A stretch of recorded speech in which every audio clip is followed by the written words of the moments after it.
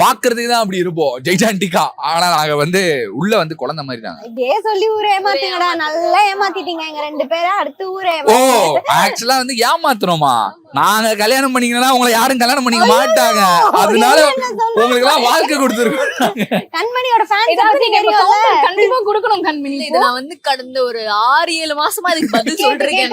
வெறுப்பாயிட்டாங்கன்னு நினைக்கிறேன். ஆமா எங்க அண்ணன் ஏதோ மனசு வச்சாரு, அதனால நடந்திருக்கு இல்லடா. நான் மனசு வச்சேன். உன் மனசை தொட்டு சொல்லுனா என்ன விட்டுருந்தா உன் அண்ணாவை யாராவது கல்யாணம் பண்ணிருப்பாங்களா? கார்த்தினா நான் இங்க வா, ஒரு மிகப்பெரிய ஒரு பிராது வந்திருக்கு நம்ம மேல. இது எப்படி இது எனக்கு புரியலையே. ஒரு பிரெக்னன்ட் லேடி அவனோட குழந்தைய வயித்துக்குள்ள இருக்கு. அண்ணா, நான் சாப்பிட்டேனா இல்லையா என்ன எனக்கு புரியலையே. இது ஏதாவது காய் என்ன சொல்றானா, என்ன விட்டா வந்து உங்க அண்ணனை யாராவது கல்யாணம் பண்ணுவாங்களா அப்படின்னு கேக்குறா. வரிசையில நின்னாங்கடா எல்லாருமே.